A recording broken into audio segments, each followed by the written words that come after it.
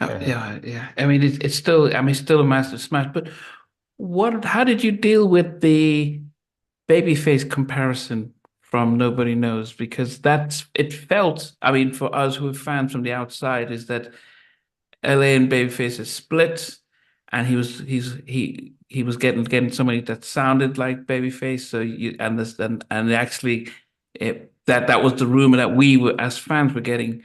Did that come back to you? Did you hear that? Did that rumor come back to you? yes, that rumor did, and it still goes on to this day. Periodically, me and my brother Joe separately will have to deal with someone and correcting them. Because for some reason, it's still on YouTube. There's some people that will post up Nobody Knows, which is my voice, my Mm, record, and they'll have a picture of Babyface. wow. Because they like case in point. I remember the first time it was on the radio in Atlanta. I heard it playing. It was Star 94. And I was pulling into the LaFace office. I heard the song playing, and I heard the radio announcer say, that was the Tony Rich project. Nobody knows. That was written and produced by Babyface, and Babyface even did the vocals. I went straight up to the penthouse. They say, "Oh, Tony's here." I walk in. I said, "Hey, man, I was just listening on my way in." He said, "Yeah, yeah, it's a great song." I said, "Why did you just say that Babyface wrote and produced that song and he sung backgrounds on it?" He says, "Because you're on LaFace." I said, "No, that's not true."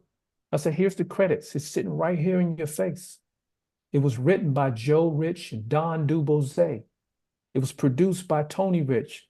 The background vocals, Tony Rich. So where did you get that from? Why would you say that?" He says, "I just figured Yeah. because you're on the face that that's that, right?" I had a phone call with Kenny Edmonds, and this was the phone call because LA said, "Hey, Kenny wants to talk to you." I said, "All right, cool." So get on the phone with him. Say, he says to me, "Hey, yeah, I just wanted to suggest some things." I said, "Like what?" He says, "Well, I think you should do a song like Nobody Knows, but a little more black." And I was like, I said, "Well, Kenny, what are you saying? Are you saying that you want to write a song for me?" He says, "No, no, I'm just making a suggestion." I said, "Oh, okay." And that was the end of the conversation. He Hmm. thought it should be a little more black. How does black sound? Because I'm trying to understand. Because nobody knows, here's the thing, nobody knows it's written as a country song from Yeah, the rip. like a Tracy Chapman type of vibe. But you see what Beyonce's dealing with her Cowboy Carter album. Yeah, yeah. He was getting receiving backlash because the country market is very, very strict about who puts music out in their market. If you're Mm, not a country artist on a country label, they're not really trying to mess with that. On the yeah. Words album, we tried to push three songs into the country market. Nobody Knows, Missing You, and I think what was the other one? Leaving. No, I wasn't a country artist. But Yeah. when Kevin Sharp covered Nobody Knows, then it was okay because he was on a country label. Mm, See what I'm saying? So what Kenny was saying was that, hey, maybe you should do something a little more black, something like what Lionel Richie would do. That's what he said. Clive Davis didn't like Nobody Knows at first either. He was like, this is a black country artist. What am I supposed to do with this? He didn't like that until we were in the top five. Then it was like, hey, let's have a meeting, you know? So it's like, I dealt with those comparisons. I thought that it would go away just like the Tony Braxton to Anita Baker comparisons. It went away. I understand why people make the comparisons because they listen to the tone of voice. But when you listen to When Can I See You Again and Nobody Knows, they don't sound nothing alike. But if you go off of people's memory mm, of, okay, we sing in the same register, we are second tenor, yeah. right? And then I'm on the face. Yeah. So they automatically assume that's all it was. So Yeah. I never took offense to it. I would just correct people at every chance I got. I would be like, no, that's not the case.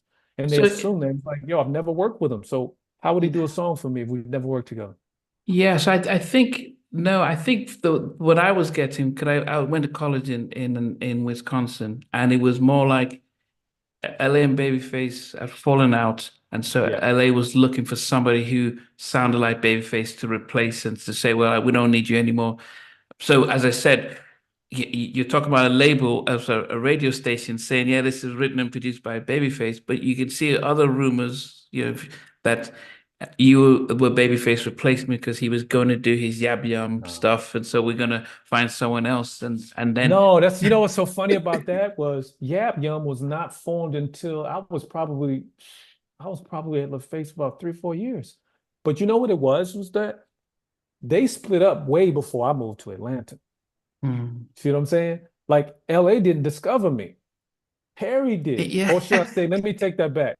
Tim and Bob discovered me after John Sally discovered me, right? Yeah. John Sally discovered me by me coming to his office. Tim and Bob discovered me when they came to that studio. Yeah. And then they introduced me to Perry.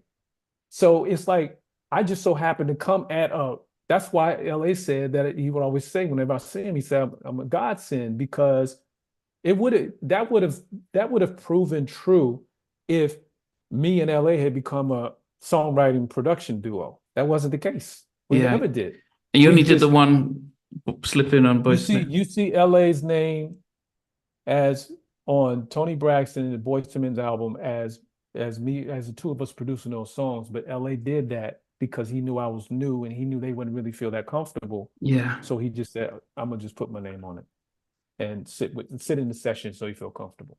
Yeah. But those comparisons, it's like still to this day, there are people that are convinced that nobody knows that the actual recording of my voice, there are people that are convinced that that's Babyface.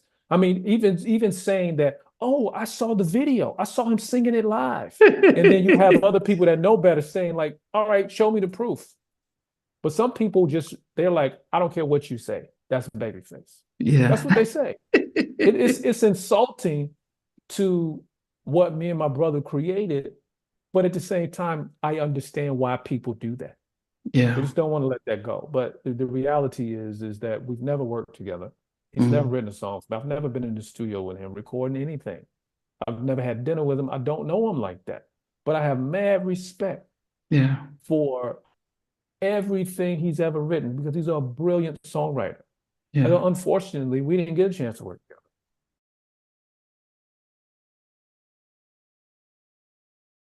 Hey guys, thanks for watching. Thanks for being a part of Halftime Chat. Please remember to subscribe, share, and comment. But most importantly, why don't you become a member of Halftime Chat? We've got amazing videos, amazing perks, and being able to support the channel. But anyway, thanks for watching. Take care. I never participated in that category. And somewhere in between us, for even loving us, on which I didn't miss you. What was it like growing up? she's still making an impact on 4 houses down. I have a pieces. Trying to get this one and that one. That works for you, but just for me, No, okay, you're okay. They don't understand what Jonas Boyz II Men all play it. And all these guys, they all work together. I mean, I love all different genres.